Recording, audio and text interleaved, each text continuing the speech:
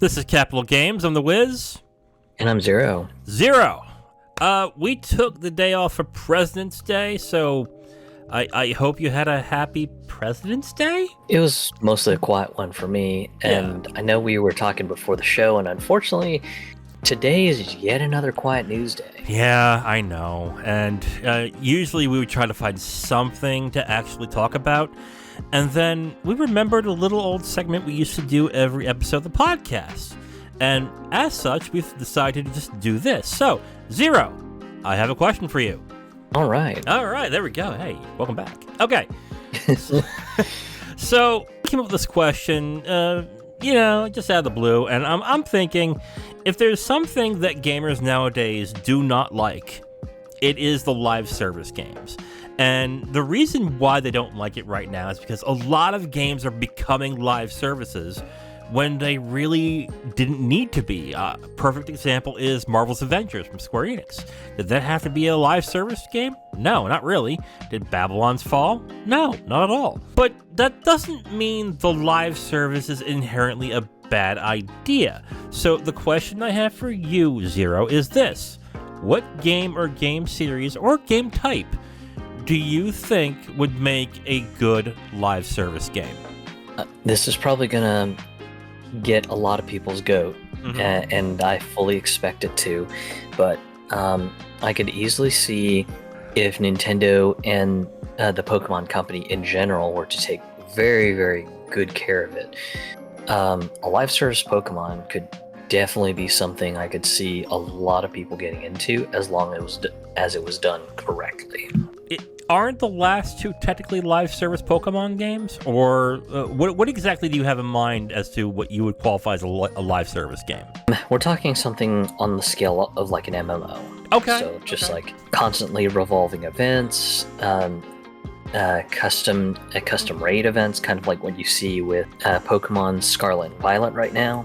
Just things like that. But with the fact that everyone sort of lives in all sorts of different regions, I could see something like the servers being international, but the billing being based on your local area, and then the game using your local billing information to kind of generate your region's worth of Pokemon and everything. Okay. So basically, the trading becomes sort of like an international cooperative effort that you're going to have to kind of cooperate with other players in other countries to complete your Pokedex if that's kind of your motivation to play Pokemon or something. And maybe populate the local wildlife with that traded Pokemon you got from another area by, I don't know, like making eggs of the Pokemon and releasing them into the wild so that maybe others can be able to populate in that area. Maybe that's an interesting fact that we could possibly work with that. Yeah, and then because everyone loves to dress up their characters in the more modern Pokemon games as of last 5 to 10 years, I could easily see Nintendo and the Pokemon Company as a whole just setting up something where you can just basically buy credits to buy like different sets of outfits or something. So you like the school kid aesthetic, then bam, for $10 you can get the entire school kid ensemble. I agree in some aspects with what you're saying here. I think the Pokemon brand would actually do well with a live service game, a true live service game, where maybe it's a free-to-play game, or it's a game that's supposed to last like 5, 6, 7 years. Where you can get your Pokemon, train them, and do things like that in that game. I think turn-based RPGs would actually fit really well in the live service and live services, because you can have this built-in world. The difficulty is very subjective. I forgot what developer said this. I think it might have been Miyamoto. But what he liked about RPGs is that anyone can play them. And the reason why is all they'd have to do, if they're having a hard time getting through one area, all they gotta do is do more battles, and then they can steamroll that boss, and then they'd be set. The difficulty is not as bad in RPGs. Mostly. There are some that are purposely difficult, of course. But there is that chance to get more people involved in those games. So I do agree with the type of game that you're saying. I'm going to go out on a limb and piss off more people and say I think Persona would actually be a good type of game that might work as a live service. You have this world, you have all this music in there as well, and then you can be constantly updated with stories in the game, and with the ability to grind and get certain weapons or certain persona that you would get and level that persona up to, I don't know, either evolve, or if you want to take things from Shin Megami Tensei and say, I don't know, I got this rare persona and this other persona and mix them together into this hyper persona that is even more powerful and do it that way. You have a lot of options there that I think could work, especially in the world of Persona. I think that would look really well in that as well. But I think turn-based RPGs, especially JRPGs, I think could have a renaissance if they give that a shot in that term, and basically make it just like the actual RPGs that they would do that. Because I know a lot of the RPGs that the Japanese companies have done aren't turn-based, correct? They're the MMO style where you're pressing a button and then every 3 seconds they're attacking, and every 3 seconds they're attacking. Isn't Dragon Quest X the same way? No, well, I think Dragon Quest X is a turn-based RPG, but even though it's an MMO, it's just got turn-based mechanics and everything. But okay. Yeah, a lot of games in the JRPG space have been going kind of with the real-time combat MMO sort of thing. The Xenoblade Chronicles games are a great example of this, where you've got moves that have a cooldown, but your character will do an auto attack every couple of seconds or whatnot. Right. So there's that, but in the JRPG space with stuff like Octopath Traveler and stuff, you've got turn-based mechanics, but in games like that, they do have an interesting mechanic where you can charge instead of take your turn, and then you can end up stacking those charges to get enhanced version of spells, or just being able to attack multiple times. That's kind of how a lot of the modern day JRPGs are with regards to that. But yeah, a live service JRPG could be something. I know with the mention of the Persona stuff, there was a Shin Megami Tensei mobile game that allows you to fuse up demons and stuff like that too. Mm-hmm. So there's that. But right. Yeah, just all in all, it's definitely interesting to see, especially with the fact that Persona in Japan has had like a huge cultural element. I know they're rerunning their one of their Persona 3 live event expos in Japan again. Mm-hmm. And we in the West aren't going to be able to get that because just, I guess, Sega doesn't want convention money. But I could easily see something like a kind of virtual version of that being thrown into like a Persona live services game. Okay, yeah, that would be interesting. I don't know how big the fan base for Persona is in the States. I know it's sizable, but I don't know if it's big enough that it would fill a convention center. But that would be interesting. I think another game that would work in this, another RPG. What about Mass Effect? I mean, Mass Effect. Oh man, Mass Effect's got some serious lore. Yes, and also Mass Effect 3 had a multiplayer aspect to it that I think some liked that tried it. On top of that, you have the lore. You have this gameplay that I think resonates with a lot of different types of gamers. I think the thing that swirls around the choices that we're having here is we want a really good story in these games. And for the most part, with a couple of exceptions, when it comes to live service games, the stories aren't that hot. They're not great. They're serviceable. They're good for what they give you, but they're not memorable. They don't have like big things that happen in the game, essentially, that resonates with most gamers. The only thing I can remember with resonating with gamers is what happens in Final Fantasy XIV. I hear people go over the moon about the story of that game, and I've played some of it, and I have to agree, it's very good. But I don't hear the same for WoW or The Old Republic or games like that. I don't hear about Destiny 2 on that end. Like, it's all gameplay. But if you have a live service aspect where, let's say, once a month you get a new chapter in like in a part of the game or something like that, that could work really well. I guess the question would be, what would be the development of that be like?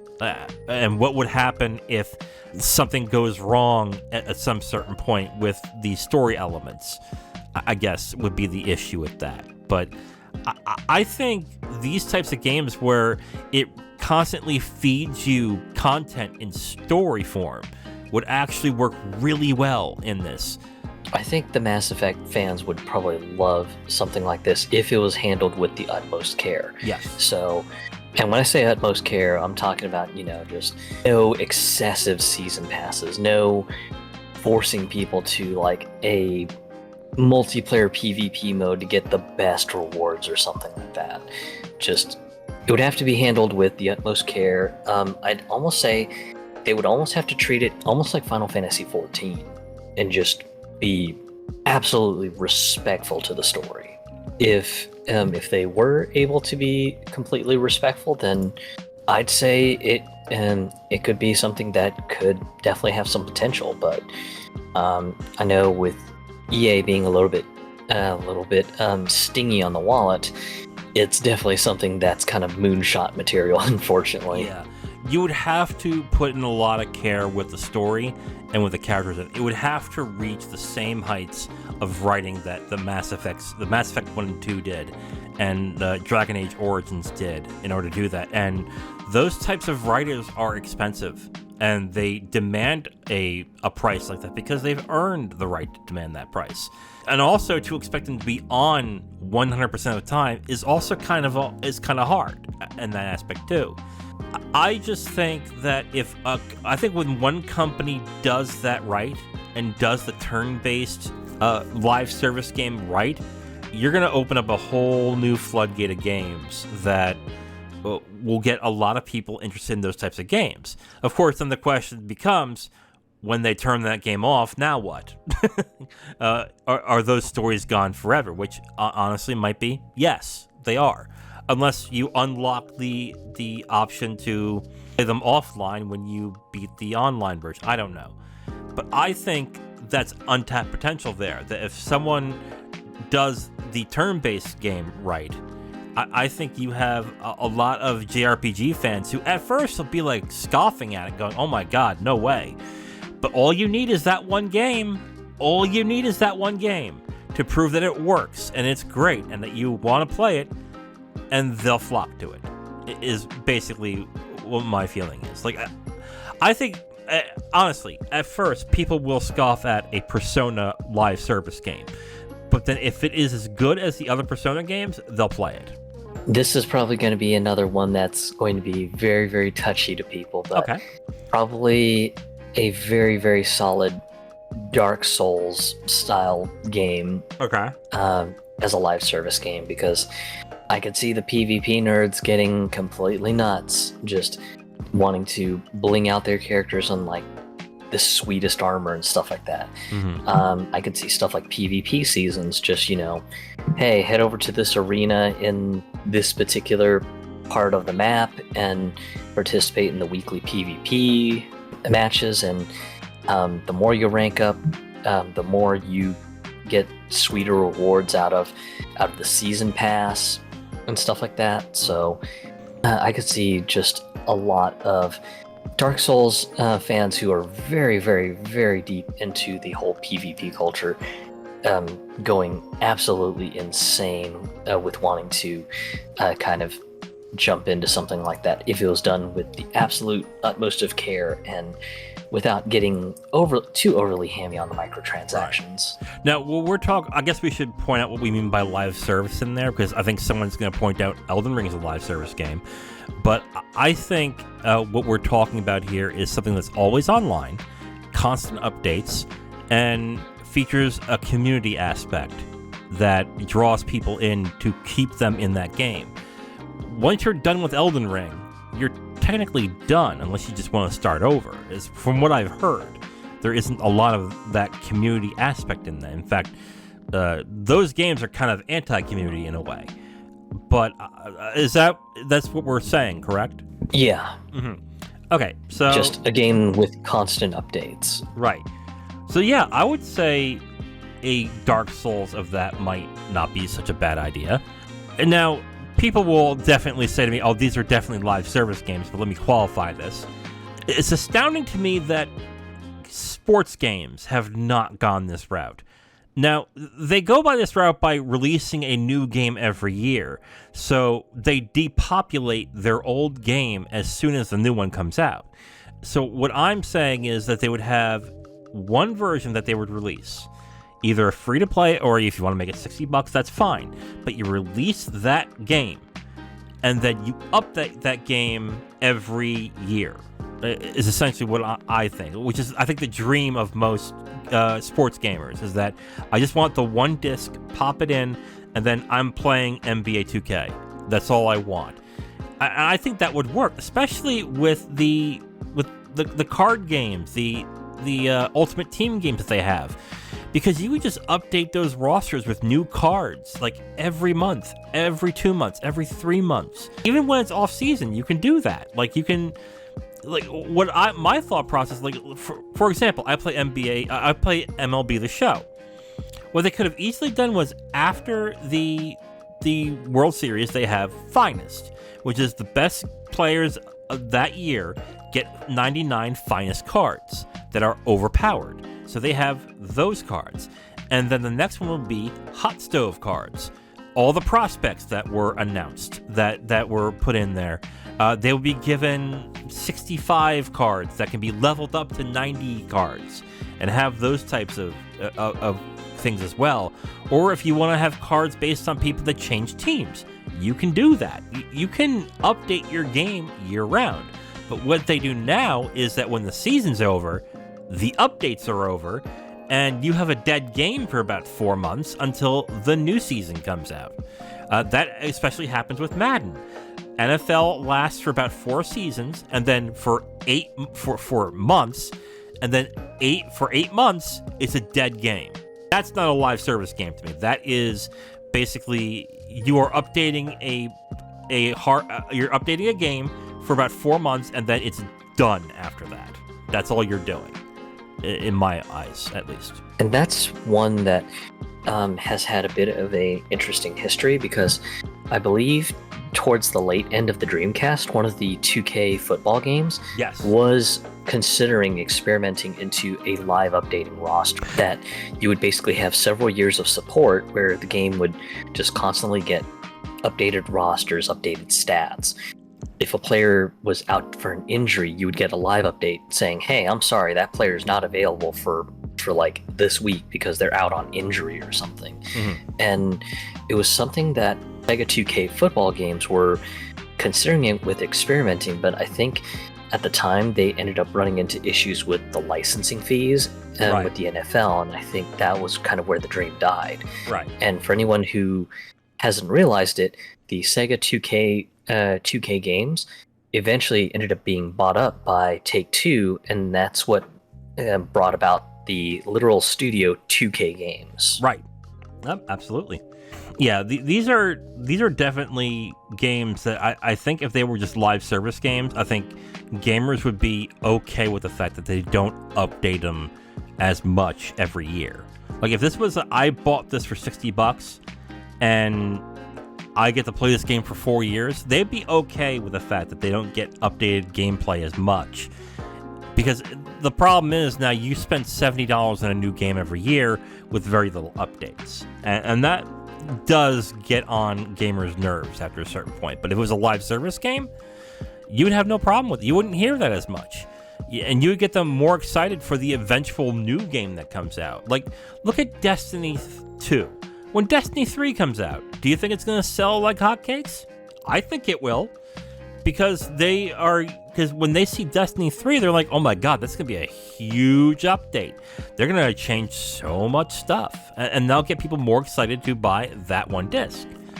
And of course, there's numerous ways to get people to spend more on those games. So let's not even kid ourselves. I think those would make some good live service games. It's kind of interesting, just sort of having a mental exercise on these, because I know the Pokemon one has come up so often, because every once in a while when a new Pokemon game for a Nintendo system comes out, you usually see all the random internet weirdos just coming out on to the forums going, man, I swear if Nintendo would just quit being a prude and just release a Pokemon game that was an MMO and it was on PC, they would make money like hotcakes. It's just like, well, yeah, duh, but Nintendo being Nintendo, they want to also sell the hardware as a gateway drug so you can get into the other games. And I think the other thing that these people don't realize too with these MMOs as well, like, yeah, you're going to pay the $60, but you've also heard so many people complain about, oh, they're charging you more and more in the game as well. Are you willing to spend more money in the Pokemon game?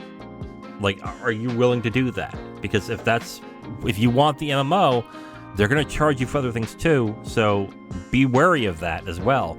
I would love to have an MMO that is a Pokemon game, but in all fairness, I also know how much they're going to cost, and they probably would make a lot of money doing that, but now that we've seen the track record of what the 3D games look like with Pokemon and the Pokemon Company, are you sure you want that right now? Like, are you? Oh yeah, it's definitely kind of a monkey paw situation. Yeah. I would definitely want a Pokemon MMO and a Pokemon live service game, but as long as it's good. And that's the problem. And that's the problem right now with Mass Effect. We're relying on a BioWare that isn't BioWare really anymore. The old people that used to work there that made those fantastic stories are gone. They're not there. So if we got that BioWare MMO, if we got that Mass Effect live service game, would it really be to the standard of what it was? I'm not sure. So that's another thing we have to think about as well. Okay, well, that is it for this episode of Capital Games. Tomorrow is going to be the State of Play that's coming out from Sony. So we're going to cover that, and then Friday is going to be our weekly dividend. So check that out.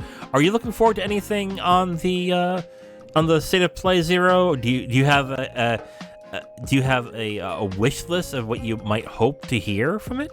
Not really. I'm keeping my expectations as low as possible. Like we're talking right down in the garbage can sort of level. That's the best way to be.